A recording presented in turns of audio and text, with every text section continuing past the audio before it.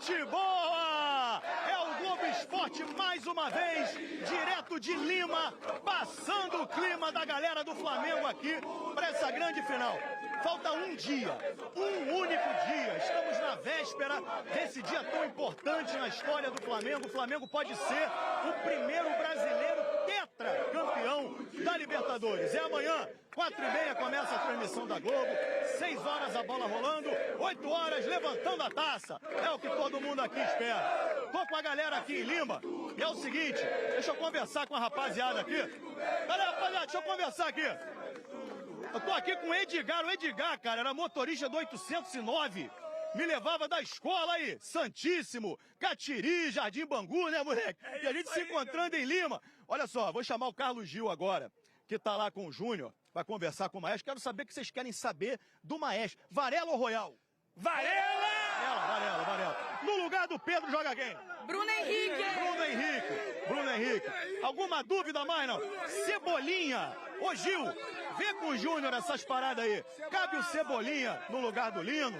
É o Varela mesmo que tem que ser o titular? Tá contigo aí, Carlos Gil. Beijo, Maestro.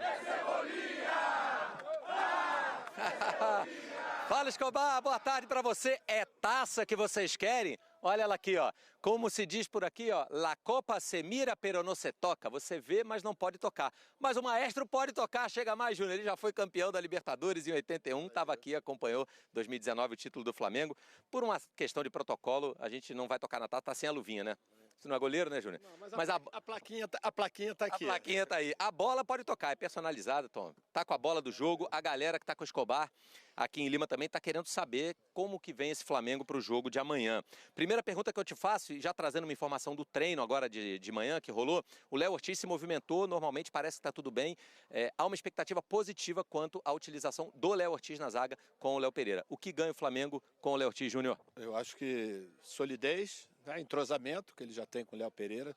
Os dois fizeram uma temporada excepcional e principalmente na saída de bola, né? O Ortiz tem a capacidade de construção, coisa que pode dividir exatamente com os homens de meio campo. Bom, o Pedro, que foi o rei da América em 22, a plaquinha de 22 também está por aqui. A gente sabe que está machucado, não joga, o Plata está suspenso, então o Felipe Luiz tem que montar ali esse ataque com algumas opções. Pela fase do Bruno Henrique, que vem marcando gols em sequência, acreditamos que ele será titular. Você também compartilha dessa opinião? Até pelas últimas partidas e principalmente pela fase do Bruno Henrique, né? E eu acredito, inclusive, Gil, que ele vai se transformar num centroavante, como já fizeram outros jogadores que jogavam pelo lado, que com o tempo vão perdendo a velocidade. E a fase dele é excepcional. E aí, Lino, Cebolinha, Luiz Araújo, de repente o Arrascaeta compondo com Carrascal. O que você acha que é o mais provável, Maestro? Eu acho que esse é o quebra-cabeça do Felipe, né? Cebolinha voltou e voltou muito bem. O Luiz Araújo é aquele jogador tático que consegue realmente exercer uma função importante na parte defensiva, até porque do lado de lá tem o Piquerez, que é um jogador que realmente tem uma importância muito grande para o Palmeiras. O Arrascaeta pode ser realmente fator de desequilíbrio, né? Bem, como já foi na temporada, né? Eu acho que é isso que o Felipe espera e todos os torcedores estão esperando, que ele mantenha, né, esse nível de atuação que teve durante todo o ano. É isso, galera. O Flamengo já treinou, como eu disse. Hoje à tarde, o Felipe Luiz, apenas o Felipe Luiz, vem aqui para o Estádio Monumental conversar com a gente. Vamos ver se a gente arranca do Felipe aí um esboço de escalação. A galera ficou satisfeita aí? Hein, Escobar?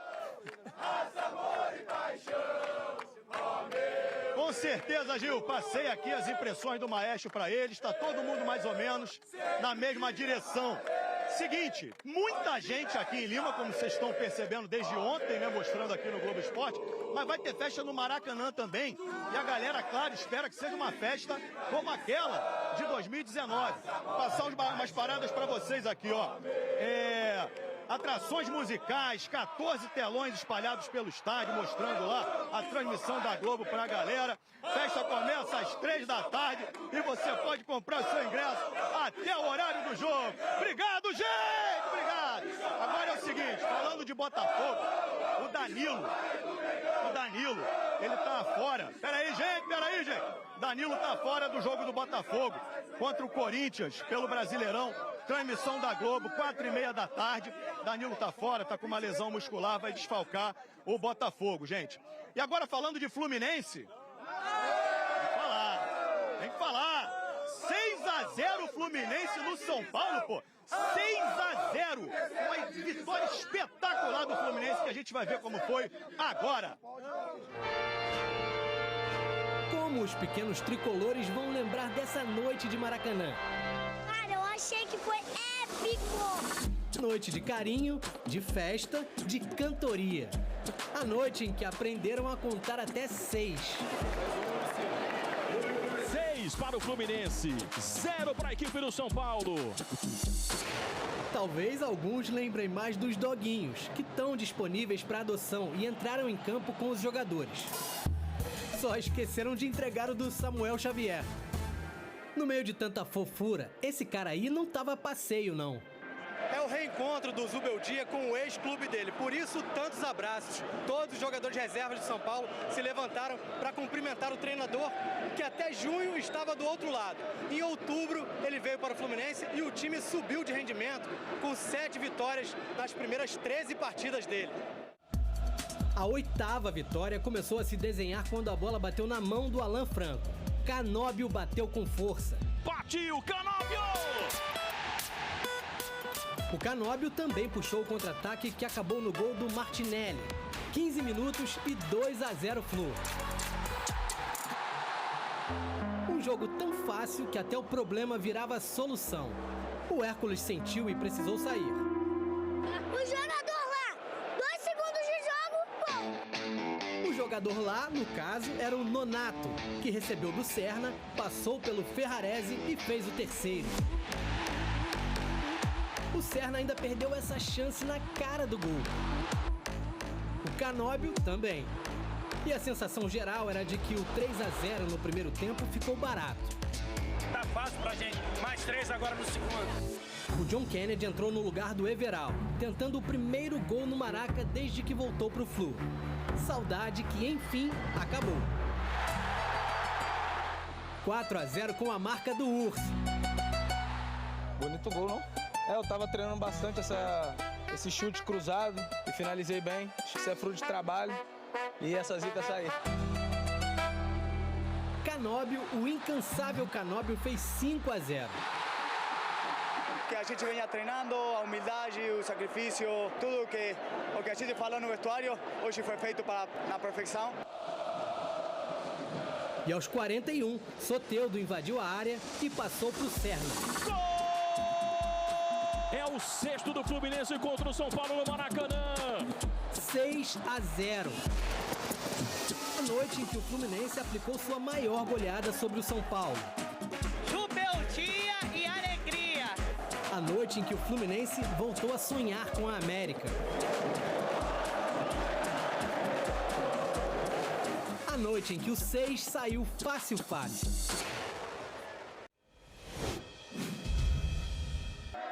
Muito bem, enquanto a gente dá aqui esse passeio pela galera do Flamengo, presente aqui em Lima, faltou dizer sobre o Fluminense que o Fluminense está garantido na Libertadores do ano que vem com essa vitória de 6-0 aí em cima do São Paulo. Agora vamos falar de Vasco. Vasco tem um jogo importantíssimo hoje contra o Internacional em São Januário. Para evitar papo de rebaixamento, tem que ganhar.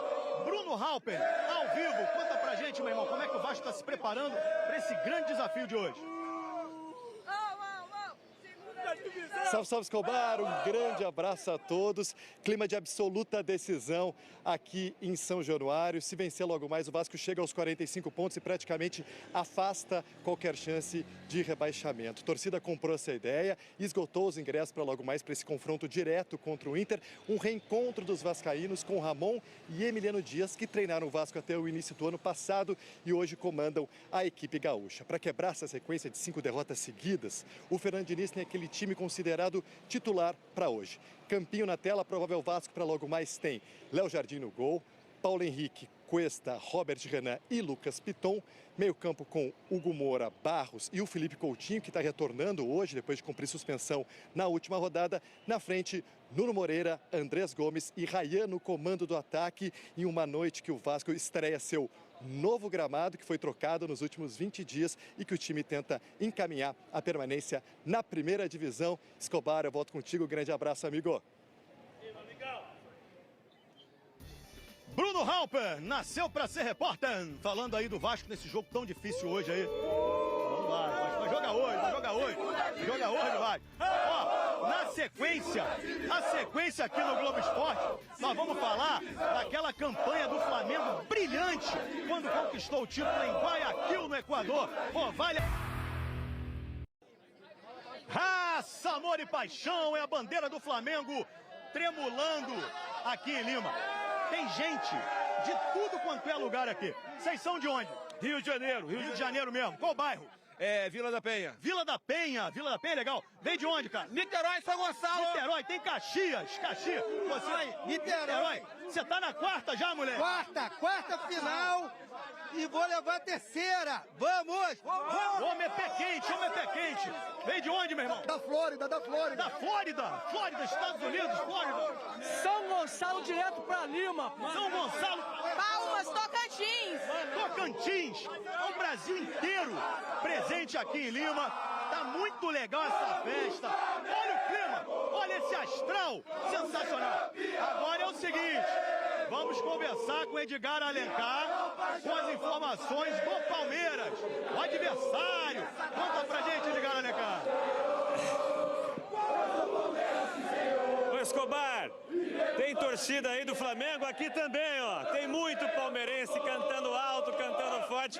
Desse lado o adversário tá aí, né? A gente tá em São Isidro, um outro ponto da capital aqui do Peru. Palmeiras que tem a programação mais tarde, viu? Essa galera já viu até tchauzinho dos jogadores aqui, mas os jogadores só vão sair um pouco mais tarde. Às 5 horas, horário de Brasília, tem a entrevista coletiva, né? Protocolo da Conmebol, do técnico Abel Ferreira, também do capitão Gustavo Gomes. Essas entrevistas acontecem no estádio do jogo, no Monumental. E um pouco depois, às 6 da tarde, horário de Brasília, horário do jogo, também neste sábado. Aí tem o último treinamento, né? Do Palmeiras, não no estádio do jogo, mas no estádio do Aliança Lima, que é aqui pertinho, onde o Palmeiras vai conseguir ali ter as últimas dúvidas, se é que ainda há para essa escalação. Essa torcida aqui que ontem teve uma torcida de muito impacto, né? Em entrevista aqui aos nossos colegas da Globo, Abel Ferreira confirma, Escobar, ele fica independentemente do resultado deste sábado. Com esse grito aí, ó, volto para você. Valeu, tem festa aqui, tem festa aí, e festa é bom para todo mundo, tá maluco? Muito bom. Rapaziada, cada título do Flamengo tem a sua importância, lembranças maravilhosas. 2019 a gente lembra muito, porque fazia tempo, né? Inesquecível, foi incrível. Mas o título de 2022 também foi muito especial. Aliás, talvez o mais fácil de todos, né? Mais tranquilo. Foi em Guayaquil. Você estava lá, camarada? Então vai relembrar agora com a gente. Como é que foi esse título de 2022? Vamos ver de novo. Pai, filho e um lugar de devoção. O Museu do Flamengo, onde eles gostam de ir juntos para voltar no tempo. Conquista 2022, ele tinha 2 anos e agora ele pôde conhecer de perto, né? Esquecer alguma coisa de 2022, né? Lembro tudo que eu vivi. O Dorival na final, na semana da final, ele trocava os nomes, tudo, trocava o nome. Ele tava mais nervoso que a gente e aí ele chamava o Rodinei de Rondinelli. Cara, era uma confusão boa. Fico muito feliz de ter participado deste grupo, muito feliz de ter jogado pelo Flamengo, foi uma história linda. Aquele Flamengo teve o segundo melhor aproveitamento da história da Libertadores.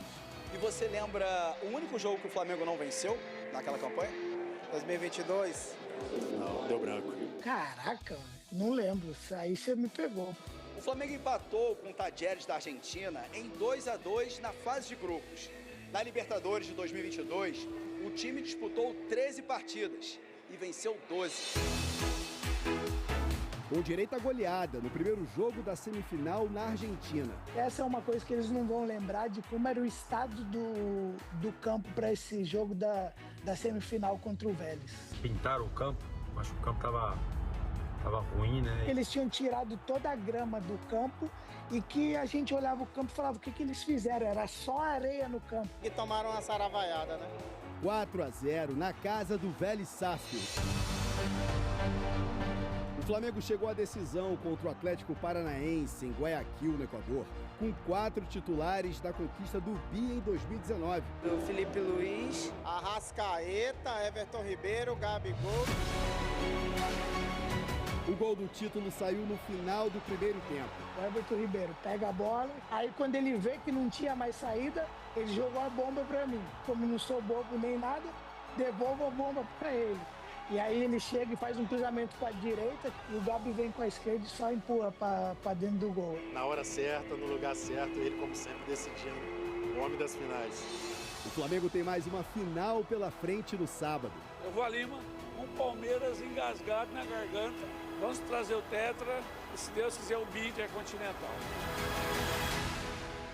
Confronto, esse grande duelo, um dos mais esperados dos últimos tempos para Flamengo e para Palmeiras. A gente está com a equipe em peso em Lima, no Peru, e é por isso que eu vou chamar os nossos titularíssimos aqui do Sport TV News, Mari Fontes, André Lofredo, ao vivo de Lima. Ao vivo e com frio. É, e com frio, tá gelado aí, hein, gente? Conta pra gente um pouquinho onde é que vocês estão e as primeiras informações que já temos aí, novidades das duas equipes para essa grande decisão de amanhã. Bem-vindo, bom dia, amigos.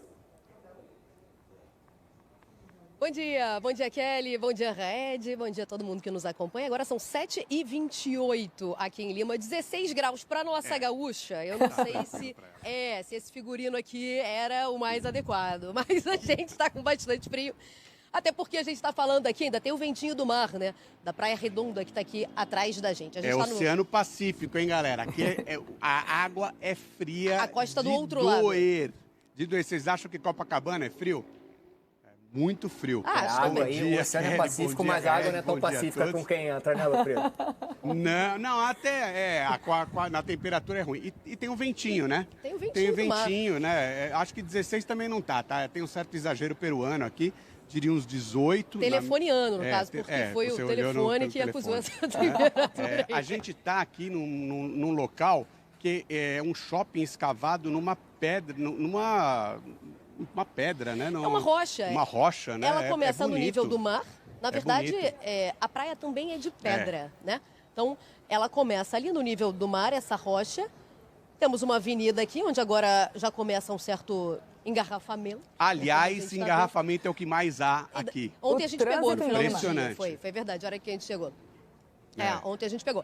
E aí, de baixo para cima, a gente vê essa construção desse shopping, desse centro comercial que se chama Larcomar. É daqui que a gente se fala. E olha, o movimento agora, por enquanto, tá todo mundo no hotel, vai tomar aquele café. Quem tá em hotel, tá, gente? Porque tem gente que não conseguiu se hospedar ainda, tem gente que não vai se hospedar.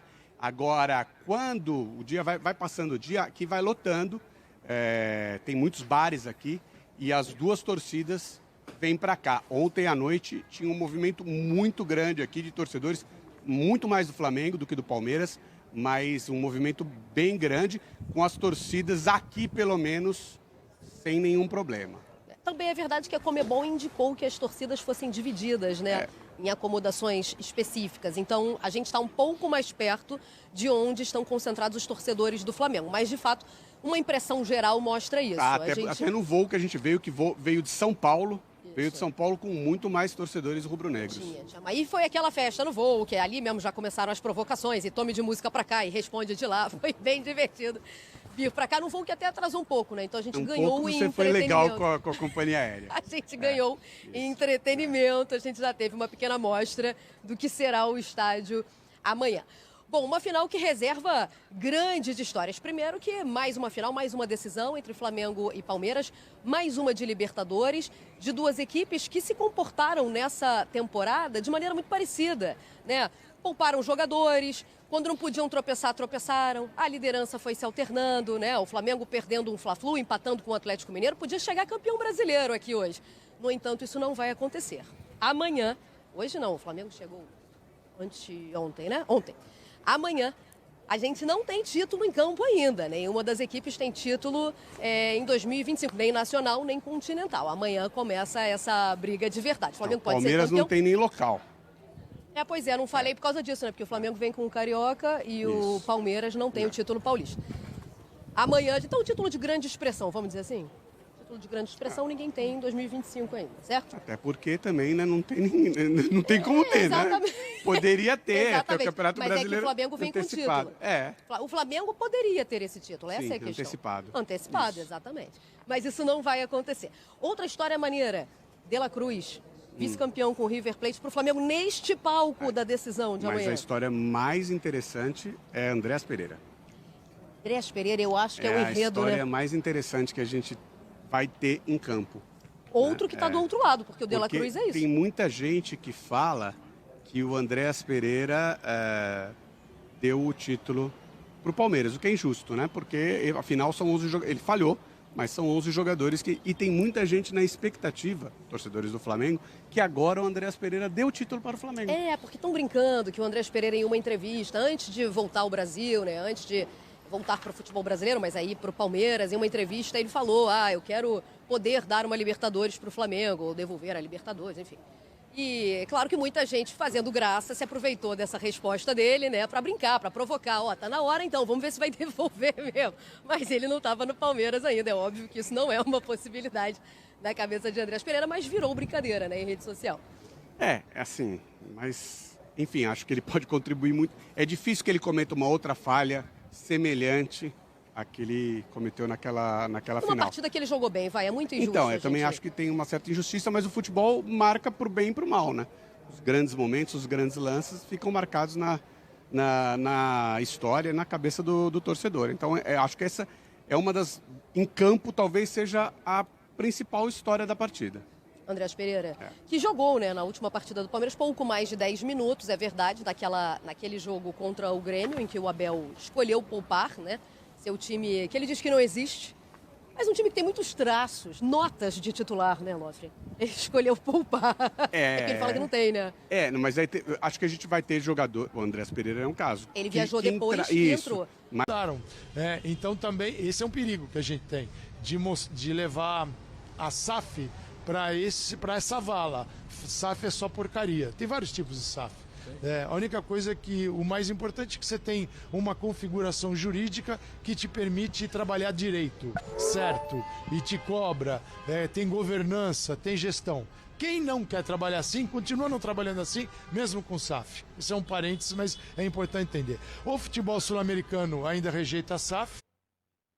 O governo quer e o Verón quer, porque ele tem um dinheiro para colocar no Estudiantes e não pode. Mas aí eu pergunto, qual é a saída para o futebol argentino? Porque a economia de Brasil e Argentina, estou falando de países, economias, o Brasil é mais potente do que a Argentina. Então a Argentina está naturalmente atrás do Brasil, com menos dinheiro. A situação atual aumenta esse problema da Argentina. Sim. Tá bom, e aí? Vai ser só brasileiro na final e eles vão ficar com a Sul-Americana? Tá virando isso, né? Sul-Americana para os argentinos. E eles vão ficar com a Sul-Americana? Tá virando isso, né? Sul-Americana para os argentinos, Libertadores para os brasileiros. Porque na Sul-Americana eles conseguem competir, eles competem com os clubes menos organizados do Brasil. Exato. Aí vira o futebol dos anos 90, vira o futebol de antes. Isso não é bom para ninguém. Não é bom para os argentinos, não é bom para os brasileiros. É difícil, se a gente tem dificuldade de arrumar casa no Brasil, e agora parece que temos uma esperança, eu vou tratar como esperança, os outros países estão num atraso enorme. Então não sei como é que vai ser. Também não estou dizendo, olha, virem todos, mas é permitir que uma governança se instale e você não tenha, por exemplo, a AFA decidindo de um dia para o outro: vou dar um título pro time do Di Maria. Di Maria merece um título, fez a melhor campanha, tá aqui um título. O treino de manhã foi adiado para tarde porque de manhã os dirigentes tinham que buscar um troféu. Cara, é loucura institucionalizada. Mas você quer me provar que a América do Sul vai sair desse impasse de ver brasileiros evoluindo com esse tipo de atitude? Eles não vão. Então E até, se a gente olhar, por exemplo, a própria classificação do Campeonato Brasileiro, você tira o Mirassol é um extraterrestre no futebol brasileiro esse ano, do Brasileirão, né? Você tem os dois primeiros colocados, os bem organizados bilionários, Palmeiras e Flamengo, depois você tem os times que viraram SAF, Cruzeiro, Botafogo e Bahia. Ainda que sejam SAFs, a do Bahia mais organizada, a do Cruzeiro num segundo estágio, numa segunda onda. E a gente ainda tá... Um segundo bloco, que é o bloco dos times administrados de maneira profissional. Onde poderia estar o Atlético Mineiro. Poderia. Mas poderia também é uma SAF que teve suas dificuldades. E na sequência vem o Fluminense, que está estudando a possibilidade de. Sim. Então, assim, o salto que Palmeiras e Flamengo deram do ponto de vista administrativo e, consequentemente, sem SAF. E, consequentemente, econômico, administrativo e, consequentemente, sem SAF. E, consequentemente, econômico, vai obrigar ou está obrigando os clubes a mudarem o seu caminho. Porque do jeito que os clubes estão administrados, a distância vai aumentar. Quem conseguir se transformar de maneira profissional tem a chance de tentar acompanhar. Mas a Libertadores permite que um time menos organizado vá lá e ganhe. Porque a Libertadores não é um campeonato onde o melhor vence, é um mata-mata. Foi assim que o Boca chegou até uma final recente ali contra o Fluminense. Este ano a gente tem os melhores times chegando, por isso a final é tão especial. O Boca chegou à final sem ganhar. No mata-mata. O campeonato é o Brasileirão. O que a gente tem aqui é um torneio. Copa do Mundo é um torneio. A Liga dos Campeões é um torneio também. E isso é permitido. Mas veja que mesmo sendo um torneio, você encontra os mais bem administrados na ponta. E a nossa construção de futebol ideal no Brasil, no mata-mata, demorou, a gente está desde 2003 com os pontos corridos. Sim. Pô, são 22 anos, mas para quem viveu aquela época, parecia impossível trazer ao Brasil um campeonato de pontos corridos. Não adianta, você não colocava na cabeça do povo. Ele organiza mais o calendário ao longo da temporada, se é que é possível organizar o calendário, mas você tem um começo e o fim, enxergando exatamente quando começa e quando termina. Às vezes a gente mexe nessas datas, como esse ano quase assim, mas é um caminho que o futebol brasileiro acreditou durante muitos anos que o menor ganha do maior, o desorganizado ganha do organizado. Muitos anos que o menor ganha do maior, o desorganizado ganha do organizado. Por quê? O Santos de 2002, com aquela geração surgindo, foi oitavo colocado no Campeonato Brasileiro, que depois teve um turno final de 8 clubes, e o Santos, oitavo colocado, foi campeão. Foi campeão. E ele eliminou logo de cara o líder, que era o São Paulo. Ganhou as duas São Paulo. Eu não acho, eu acho que é um... Mas já. Bom, meus amigos, sexta-feira, sextou, também conhecido como véspera de jogo do Flamengo, ou seja, amanhã temos aí o nosso maior compromisso do ano. Eu venho falando isso desde o início, né? Mas a verdade é essa. O jogo mais esperado, o jogo mais comentado, o jogo mais noticiado. A imprensa abraça a ideia, né? E a gente acaba vendo informações a respeito dessa decisão em todos os lugares, seja rádio, televisão, internet, enfim. É o grande assunto do momento. Só não se liga quem não quer. E as informações aí bombando de todas as formas, de todos os lados. É torcedor do Palmeiras xingando o torcedor do Flamengo, chamando de sub-raça.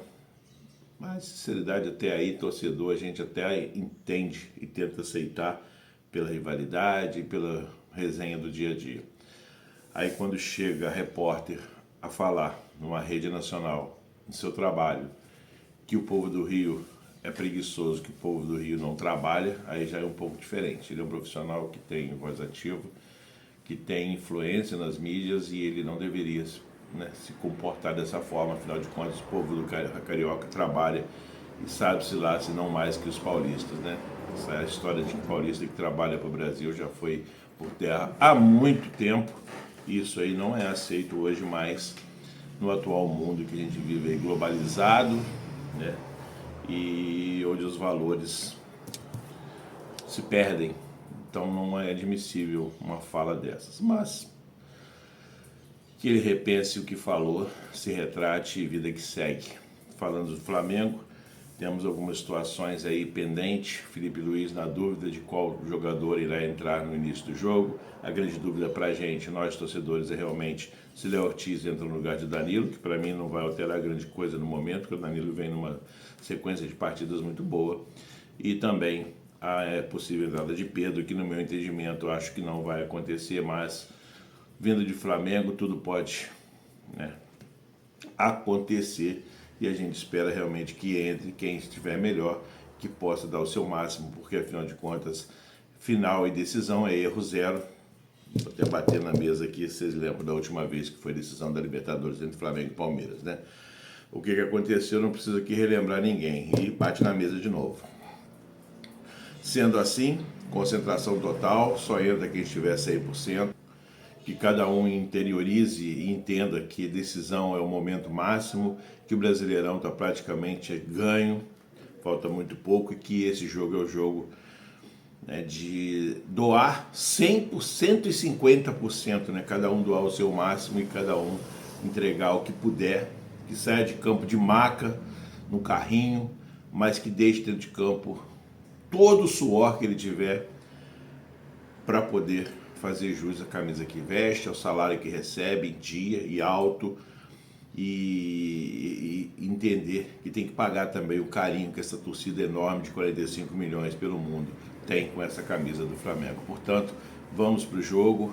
Amanhã a gente vem trazendo as últimas informações. Ao que tudo indica, o time é aquele que a gente já conhece, mesmo com Rossi, Varela, Danilo, Léo Ortiz, Léo Pereira e Alexandre. No meio, Jorginho e Eric Pulgar, Rascaeta. E na frente podemos ter Plata ou Luiz Araújo, Bruno Henrique de centroavante, e na esquerda Samuel Lino ou Everton Cebolinha. Que quem entrar entregue o seu melhor, e o Felipe Luiz tem o tino e a decisão rápida de saber que se não está bem, tira logo e coloca outro bonequinho para poder dar conta do recado, porque o Palmeiras vai vir com a faca nos dentes e nós precisamos vencer esse título. Galera, um grande abraço e amanhã a gente vem trazendo aí as últimas atualizações para essa grande partida. Enquanto isso eu vou roendo minhas unhas aqui, tomando meus remedinhos, porque tá difícil. Um grande abraço, saudações rubro-negras, valeu!